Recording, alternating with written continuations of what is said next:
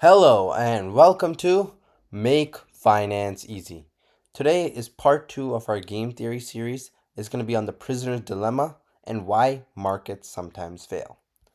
Let's suppose two companies secretly agree to keep prices high.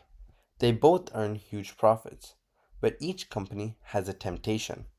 What if I lower prices just a little and steal all of the customers? This simple idea explains price wars, environmental problems, and even international conflict. So let's look into the story. Two criminals are arrested, and the police separate them. Each has two choices: either cooperate and stay silent, or betray the other. The outcomes are: if both A and B remain silent, each gets 1 year in jail. If A remains silent and B betrays A, then A gets 10 years and B goes free and gets none. But if A betrays B and B remains silent, then A goes free and B gets 10 years. But if they both try to betray each other, each of them get 5 years in jail. So here are the dominant strategies. A dominant strategy is the best action, regardless of what the other player or the competitor company chooses. If B stays silent, A should betray. But if B betrays, A should still betray. So betrayal is dominant. The same logic applies to B. So here is where we go into the Nash equilibrium. The final result of the most dominant strategy is betray, betray. Neither player benefits by changing alone. This is the Nash equilibrium. However, it's not the best collective outcome. Both would still prefer silent and silent, since it's only 1 year instead of 5. But for market failure occurs when free market decisions create inefficient outcomes. The prisoner's dilemma explains many market failures. The first example is price wars. Let's say two airlines can either keep price tickets high or cut prices. If both keep prices high, both of them get large profits.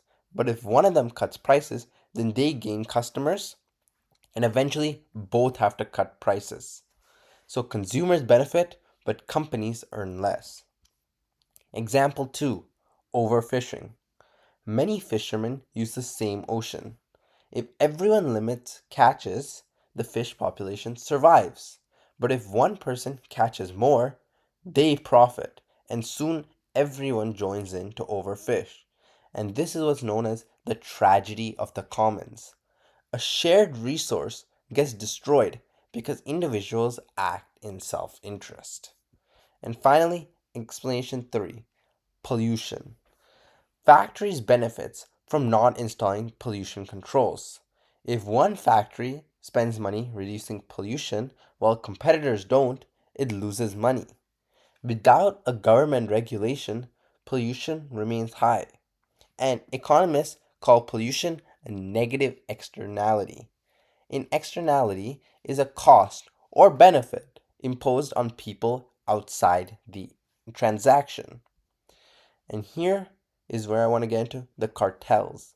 Some firms try to escape the prisoner's dilemma by cooperating. So, what a cartel is, it's a group of producers that coordinate prices or output. The most famous example is the Organization of Petroleum Exporting Countries. But cartels are unstable because every member secretly wants to produce more and in turn earn more profit. Game theory predicts this type of cheating behavior, as it said, and in repeated games, real economies involve repeated interactions. Businesses sell products every day. People build reputations. So, if a player or company expects more future transactions, cooperation becomes easier.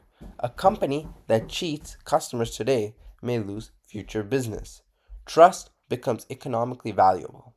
So, in conclusion, the prisoner's dilemma teaches one of economics' biggest lessons. Rational behavior by individuals can produce irrational outcomes for society. And that's all for today's video on Make Finance Easy. Next video will be on how game theory shapes the modern economy, and our last of the series. See you later!